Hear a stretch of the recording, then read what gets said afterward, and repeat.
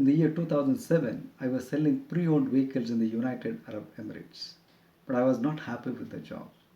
Hence, I was looking for a change desperately.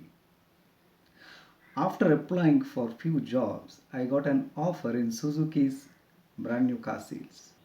I was excited, I was delighted because from pre-owned vehicles to brand new car sales. And even the package was very good. It was around 72,000 Indian rupees basic salary plus incentives. So all put together around 1 lakh rupees. And the company was Al Rosmani Trading Company, a member of Al Rosmani Group and the sole authorized distributor of Suzuki and Citroen automobiles in the United Arab Emirates. But my excitement could not last long. On the first day, I could see only three employees in that outlet: Jordanian manager, Filipino receptionist, and an Indian office boy. And the most of the time, my manager was not present in the showroom as he was taking care of fleet sales too. So that moment, I was thinking that okay, I'm the only person who has to attend all the customers, right? So I can sell many cars. If I sell more cars, more incentives. But later, I could see hardly few walk-ins in the showroom. In a daily basis, I could see 4 to 5 people used to walk in. As you know, Suzuki is not a market leader in the United Arab Emirates. In India, yes, of course, they are the market leader. But in the UAE, their market share is very less. I could see not even 1%.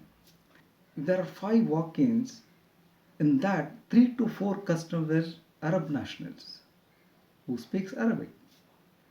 And you know, Arabs have a great culture of greeting people whenever and wherever they meet. The greeting routinely deployed from the context, Salam Alaikum, to which in return we should say, Walaikum Salam. It means Salam Alaikum means peace upon to you. So in return we should say, yes, peace upon to you too. But they don't stop over there. That is the starting point. After that, they ask many questions. It's like كيف الحال؟ كم سيارة هذا؟ شو مواصفات فيه؟ كم ألوانه يجي؟ هذا سيارة زين؟ مكيف بارد؟ As I said, I knew only one dialogue. That was Walaikum Salam. That's all. And rest all questions were beyond my understanding. Sometimes I used to stand like a fool person or Dumbo. Sometimes I used to reply in English or Hindi, but some people used to speak in English, they used to understand, okay, they used to manage with me, but few were getting annoyed. They used to tell me, call Mudir, call manager. So I used to call my manager, and they used to tell manager, see, this person in the showroom, he doesn't speak Arabic. We want to buy Suzuki vehicles, but we are not able to communicate with them. He doesn't speak Arabic. What to do? Then my manager used to tell them, convince them, Prashant is appointed to take care of non-Arab customers. So please cooperate with them. But later, company realized, yes, one more person is required to take care of Arab nationals. Because as I said, only few walk-ins and company don't want to miss any prospects. So one more person appointed, the new person, my colleague. He had an advantage of attending Arabs and non-Arabs. He was familiar with Arabic and English language. So he was attending Arabs and non-Arabs also, but in my case, I was attending only non-Arab customers. Initially, I was easily achieving my targets. It was like 8 to 10 cars. So I was happy, I was selling easily. But gradually, target started increasing. As you know, sales is a target oriented industry. If you don't perform, if you don't meet your targets, you get terminated at any time. So when the target increased 15 to 20 cars, then I started feeling the heat. I realized that if I don't perform, if I don't achieve my targets, then I get terminated. So I was worried, I was tension, fear of losing a job. After deep thinking, I found two solutions. Yeah. Either resign the job and join some other company like Toyota, Nissan, Honda, any other premium vehicles, BMW, Audi or something. Second option is learn this language, Arabic language. The first solution, if I leave the job and join some other company, as I told you, Toyota, Nissan, or Honda, any other brand, I have to face Arab nationals there also because they are all over. I have to attend them. So this problem remains there also. If I leave this job, this is a temporary solution.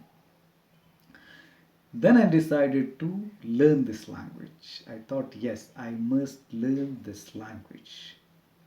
I know we are all born as babies in this planet called Earth. When we born, we had no skills. Everything we learned later, even mother tongue. I knew that yes, this is the skill which can be learned. So I decided to learn this language. So I joined Arabic speaking course with my friend. And I told the instructor, the teacher, I want to learn only the basics of Arabic related to my profession. Like, I want to learn how to greet the customer when they come to the showroom, when they walk in, how to greet them, how to brief the features of the vehicle, specification of the vehicles, how to brief the finance, auto finance, insurance related things. Only these things I want to know. I don't want to know all the things. So I learned only those things. And I must thank my manager and my colleague who were very supportive. They helped me to learn this language easily because they used to communicate with me in Arabic language. They used to point out the mistakes and correct them. Okay, they used to tell Prashant, you should use this word like this pronunciation should be like this. They were very supportive. I don't know where they are now. It's almost 14 years now. If they're watching this video, they'll be happy. So every day I was communicating with my colleague and manager in this Arabic language, Arabic, and I started speaking to customers in Arabic. So gradually my Arabic speaking proficiency increased. It was getting better and better. Even customer was happy, and even my confidence level increased. I regained that confidence and I started selling more than 20 cars, which I never thought of. Yes, 20, 25 cars I used to sell. And we all three put together, we used to sell more than 80 cars. So dear friends, these are the blocks or obstacle which stops you from growing. Okay, these blocks will stop you from thinking big. All the blocks, obstacle can be eradicated if you decide from here because everything is a skill. Public speaking, dancing, singing, everything is a skill. In the same thing, even learning a language also skill. I have seen many people saying that they are not qualified, they are not competent, they are not talented. So to all my people, my sincere suggestion is never underestimate yourself. You don't know your possibilities. You don't know your limits. You have to try hard. You have to think big. You have to act big. Don't decide about the success or failure because that nature will decide. You are not going to decide. So once you set a goal, then work toward the process. Okay, don't think about the goal. You have to work on the process, concentrate on the process. Automatically your goal will be reached. Thank you for watching this video. I'll catch with my next video. Till then, take care. Stay safe, stay healthy, and stay terrific. Thank you.